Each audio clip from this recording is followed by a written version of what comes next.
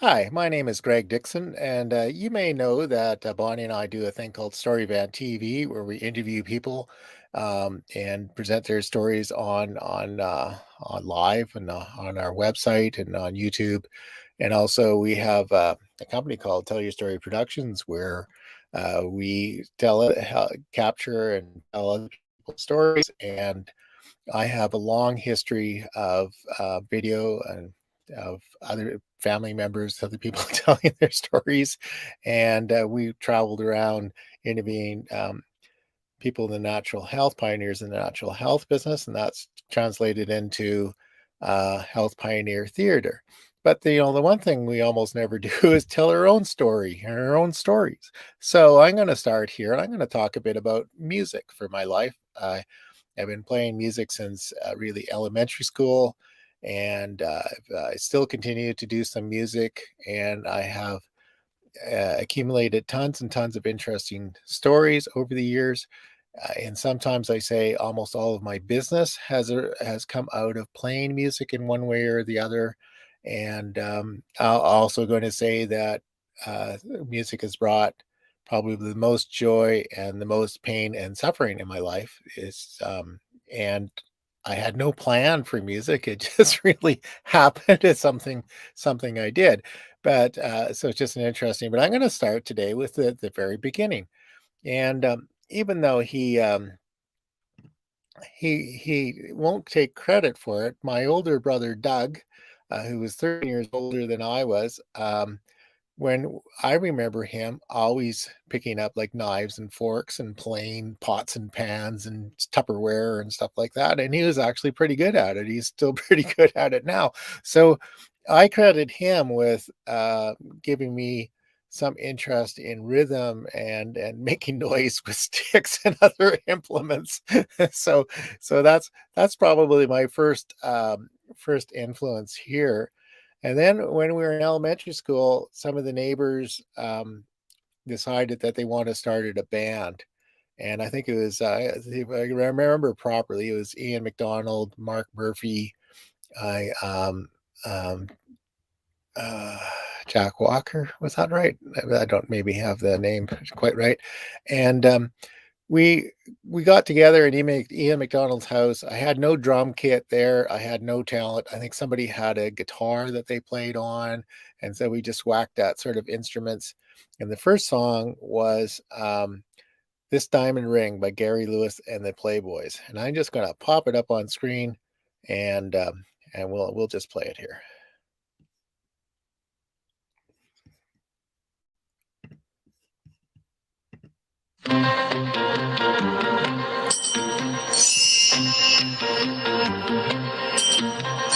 Who wants to buy this diamond ring? She took it off her finger now. It doesn't mean a thing. This diamond ring doesn't shine for me anymore. And this diamond ring doesn't mean what it did before. So if you got someone whose love is true, let it shine for you. Yeah, so there we have it. And I think we just I had a chair that I pounded on with some, I don't even know if I had sticks, maybe I bought some sticks or something, and that's how it all got going. I think I got a real drum kit for Christmas from my mother at one time. It was like one of those probably $100 Sears kit kind of thing. And then I eventually, I think probably 1974, I guess I was in grade 10 and I bought myself a kit. Premier, I bought it used. It was probably only 2 years old. I bought it at Long and McQuaid. I love the color. It was kind of a teal swirl color. I still have that kit today. It's kind of held together with duct tape and replace things, but I still have it. I still use it. It's had Harry Williams' house. So it's camping out at Harry's place and we pull it out and play once in a while. So the first band I was in really was a band called Elygra. I went to Argyle Secondary School, and I got some kind of weird form of dyslexia, so I called it Elygra. And we had I don't know if I got it somewhere. I made one of those '70s style flowing Coca-Cola writing signs here, and we had yeah, it was just pretty good. There was band was Mike Rushton played guitar. Um, uh, Ross Popenoe played bass. Craig Meester played guitar and sang. Also, Dan Dudra or Dan Jukes played keyboards, and and we were okay. I was a pretty natural drummer. I if I could hear something, I could generally play something reasonable, and Mike was actually pretty good. He could play guitar, and he had a sense to get all the essential parts. He probably couldn't play all everything that was in the original part, but he knew how to play the essential stuff. And in hindsight, going back in all the bands I was in, this is probably one of the more interesting ones in that we wrote a lot of Mike wrote songs and Craig wrote songs, and so we had some interesting original material. So that was pretty good. Um, and we played in my mother's basement, usually Friday nights and Saturday nights. And it came that all of my hooligan friends came out and hung out while we played music. So they drank beer, and my story is everybody had sex in my bed except me. I haven't yet to find anybody who will confess to that, and maybe I was just imagining it, but I still think that may be true. And my mother, some of my friends were a little inclined to overdrink, party, and maybe fight too much. And I think my mother figured that the world at large was safer if they were in the basement in Dixie's Cabaret than if out at large. And I have to say, a few nights when we didn't play and we went out, people got into more trouble. So the world was probably safer because of Dixie's Cabaret. Um, yeah, and so anyway, the band actually was quite good, and we ended up having a gig like the year after we graduated. We ended up playing in Port Hardy for 2 or 3 weeks. My brother Doug got us a job there. We played at the Thunderbird Inn.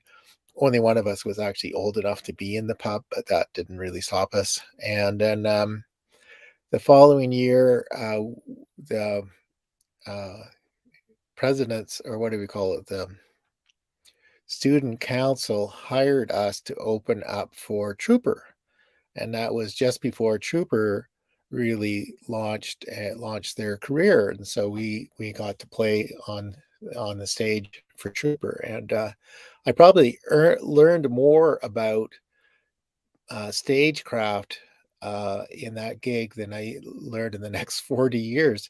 Um, the sound engineer took the time to explain to us um, how it all worked, and we were on the stage. We used all of their stage gear and with the monitors, and he said to well really just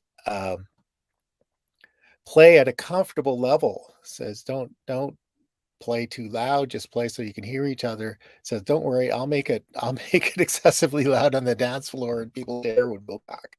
So it was really good, and I remember that because after years and years of playing in other amateur bands mostly, and then professional bands too, is there's a tendency to have the volume on the stage way too loud, and you're just doing damage to yourself. And really, I just understood at an early time it didn't need to be that way.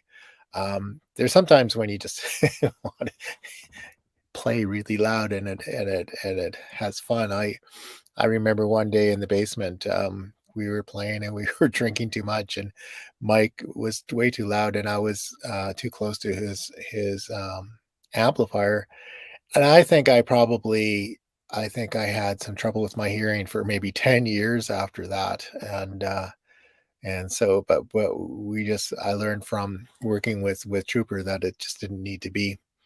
Anyway, that was the early days, and I'm just gonna say about my drumming ability is I think I had quite a lot of natural ability, and I listened to music all of the time.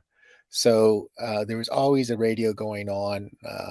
Yeah, Steve Campbell one time said to ask me, he says, "What's it like to have music playing in your brain all the time?"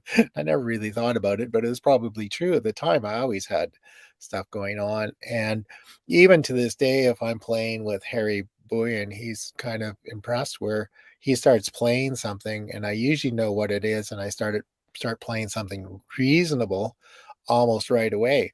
And it's not because I ever learned it or studied it, it's because I it's just part of it's wired in there and I know how it goes. And also most songs kind of have a predictable pattern if you're doing a country tune or blues things. There are lots of cliche things, and so you just know how to play in the style and know how to play. So I don't really know. I think the weakest part of my drumming is I never really practiced, and that's a kind of a thing where if it comes naturally, you don't have to. But over the years, if I played in a band, I played in a band one time where we played 5 or 6 hours a day, and I was a pretty good drummer because I played all of the time. But I could have been a much better drummer if I worked at it and worked at practicing. So, like, I think in my best moments, I could play as well as almost anybody with except maybe nobody can touch Phil Collins, but John Bonham. But I've had moments of really musical brilliance, and Tom Dukowski thought that was usually due to an excessive amount of alcohol, and maybe he was right about that. But it's it's probably because I pulled out the stops and didn't worry about it anyway. Anyway, that's all I have to say. I've got coming up. I got a lot of stories about various bands I've been in, and a lot of really ridiculous things.